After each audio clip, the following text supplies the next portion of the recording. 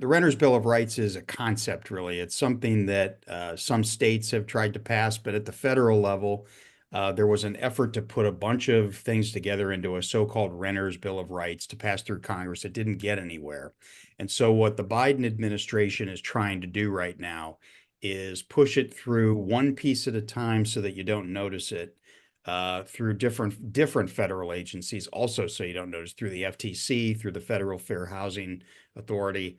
And there is a lot to it, but there are four things in particular on it that I think are extremely dangerous. And it's not just to investors and providers, but ultimately it's dangerous to people who are trying to look for affordable housing, because all of these things, like so many other government actions that they think are doing good, have an unintended consequence of actually making housing more affordable and less accessible to people. So, for instance, on evictions, they want to make sure that you have just cause, and that takes different definitions in different places. For instance, in Colorado, what they're doing is they're requiring that in order for you to be able to evict a renter for non-payment or for damage or breach of contract, you actually have to pay them before. Of course, it takes too long to do anyway, but you have to pay them to get them out. And that just increases the cost, but it's really a slap in the face for people, especially mom and pop landlords who are doing this for their retirements, doing this to supplement their income, doing this maybe just to ensure that their community is cleaned up and safe. And there are many of those, Kevin. Yeah. Lila, most people are in that category. Lila, let's look at the tenant's point of view. Okay, you rent, and we don't have any real high-end properties. We have some, middle of the road, and we have an awful lot of very affordable apartments. If they passed a law that said you had to pay to evict your tenant, even when they didn't pay their rent, what are your standards now for an eviction? And would you ever let anyone move in again that had ever had an eviction if they passed that law? No, but I think it goes even deeper than that, because yes, I would be looking at the history, but we already do that. Currently they can't have any evictions in the last 5 years, and they can only have one between years 5 and 10. Because you can make a mistake. We get that.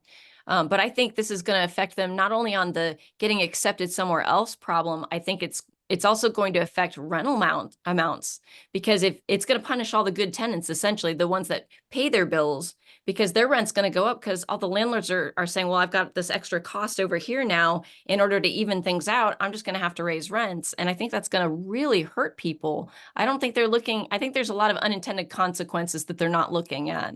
Is that about right, Kevin? Absolutely. And it's part of this culture that you see out of DC right now of trying to reward people who don't follow the rules. And you end up punishing the people that are following the rules. Right. We're all about taking responsibility. What are some of the other things you see? A couple other issues, like, for instance, background checks. They want to do away with background checks. You wouldn't be able to use a criminal background record or a record of non-payment as a way to screen tenants coming in. That's, of course, an untenable situation.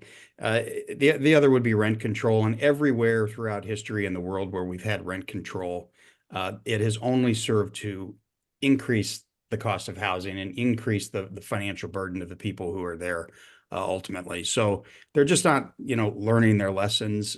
There's also, I know a lot of investors like to work with HUD, like to take Section 8, like to take vouchers.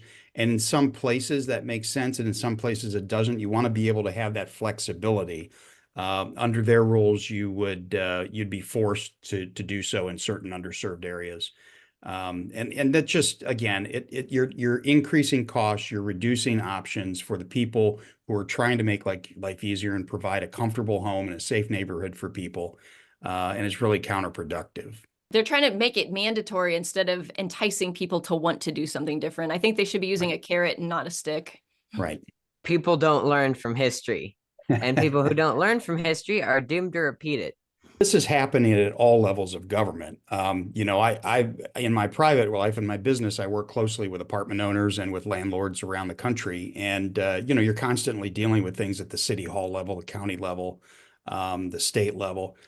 It's it's dangerous. It's happening all over the place, but the federal level is where we're starting to see a lot of movement because we now have this push by the left, if you will, in the country, to demonize, I guess, free enterprise and private ownership of property, and certainly private ownership of property that somebody else lives in is capitalism personified, evil capitalism personified, and corporate greed in their view.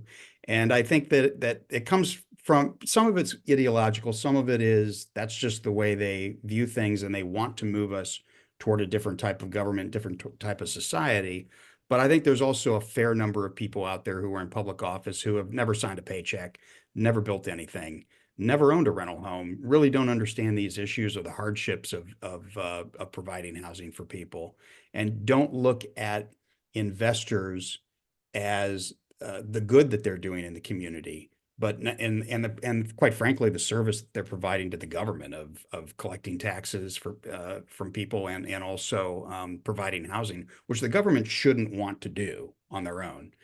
And they're not very good at it. No, not at all.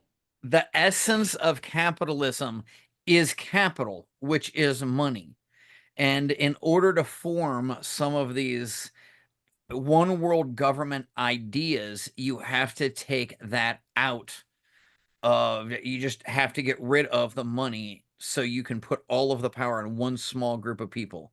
And it's unfortunate that that is happening, and we as citizens are allowing to happen in America.